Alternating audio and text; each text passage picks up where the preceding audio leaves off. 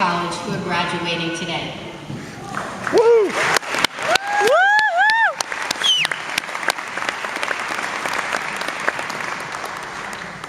Thank you. Good afternoon, members of the Board of Trustees, President Lewswaite, faculty and administration, fellow graduates, family, and friends. First and foremost, I must mention what an honor it is to be standing here in front of you as valedictorian of the class of 2014. However, today is our day to shine together and to bask in the light of our accomplishments. Every member of the graduating class deserves a great amount of praise and recognition for their dedication in reaching this monumental milestone. I think I speak for my fellow graduates when I say that this is a moment we have anticipated for several years, and it will remain a cherished moment for many years to come.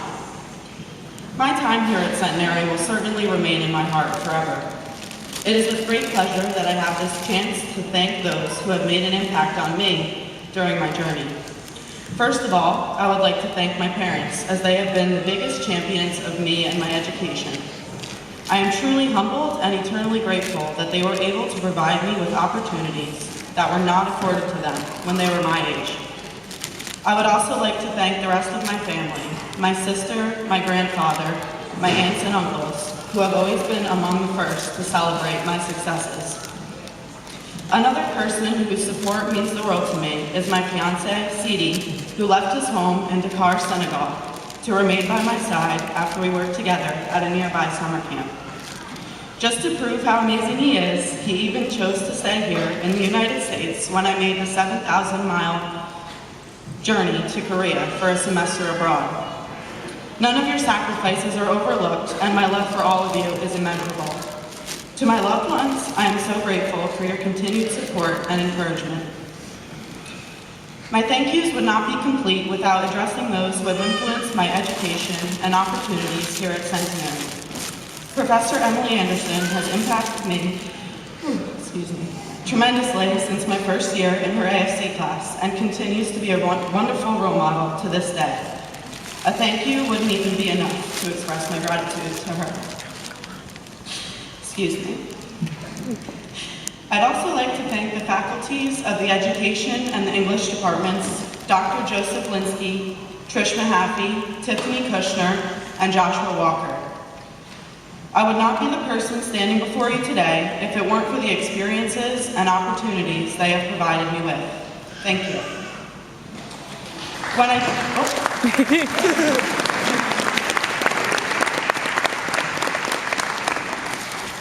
When I think about the year I began here at Centenary, I remember being unsure of myself, unsure of whether I chose the right school, the right major, and whether I really wanted to stay here in the town I grew up in.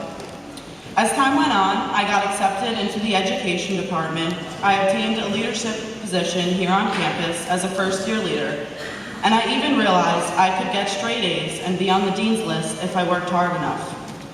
I chose to continue working hard, and when I was sick of working hard, I chose to simply work even harder. There was one conversation that I had on this campus that would change my life forever. I discussed something that was very important to me with my advisor and mentor, Professor Emily Anderson. We spoke about my dream to travel abroad and how I could realistically accomplish this goal during my studies here.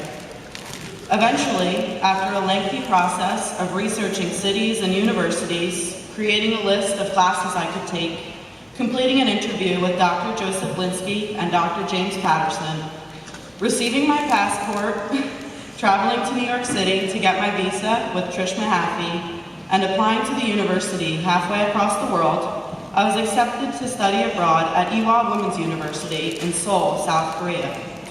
Now, I know what you're thinking. Why Korea? The only thing I knew at this point was that Korea would be an adventure, it would be a long plane ride, and it would certainly take me out of my comfort zone. I wasn't really sure why I chose Korea, and I wasn't sure if I would ever really know. But today, I can tell you that taking the journey to Seoul was one of the best decisions I've ever made, because it emphasized why Centenary College is truly one of a kind. Before I traveled to Korea, I spoke with a young woman named Hyana Kim. Hyana studied here at Centenary for a year as an exchange student, and her home university was Ewha. Dr. Linsky suggested that we exchange contact information so that we could get together while I was in Seoul. In August, the day after I arrived, still groggy and exhausted from a 14-hour plane ride, Hayana graciously welcomed me to her home country and to her university.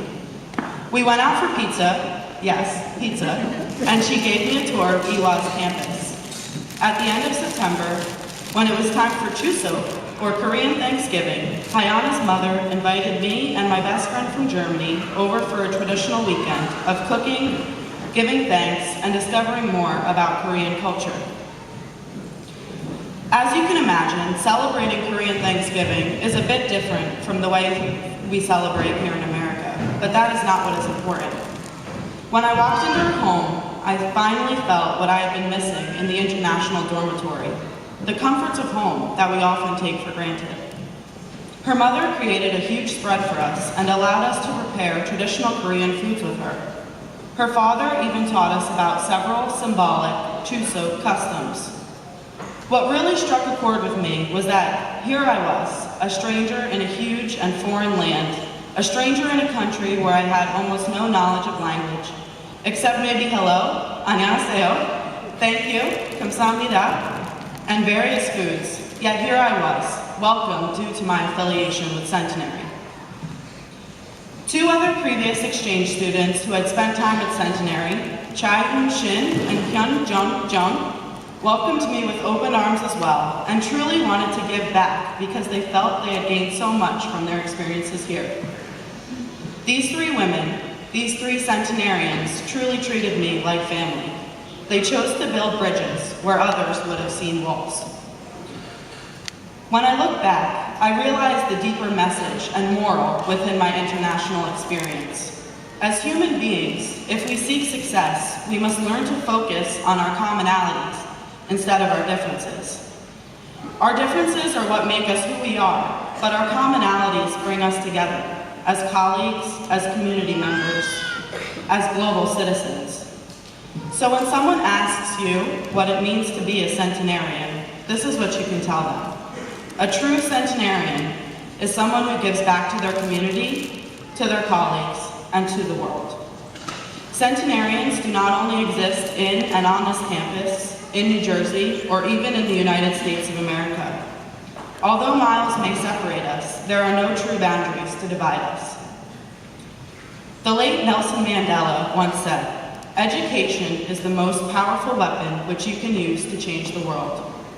So, as valedictorian of the graduating class of January 2014, I'm going to give you one last assignment. Don't all grow at once, I know.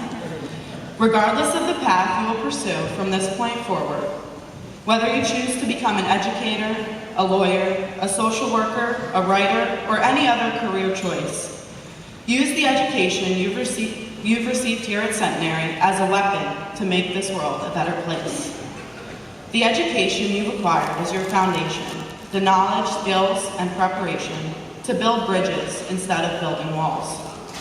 If we work together, utilizing our passions, minds, and skill sets as formidable weapons, we can change our world.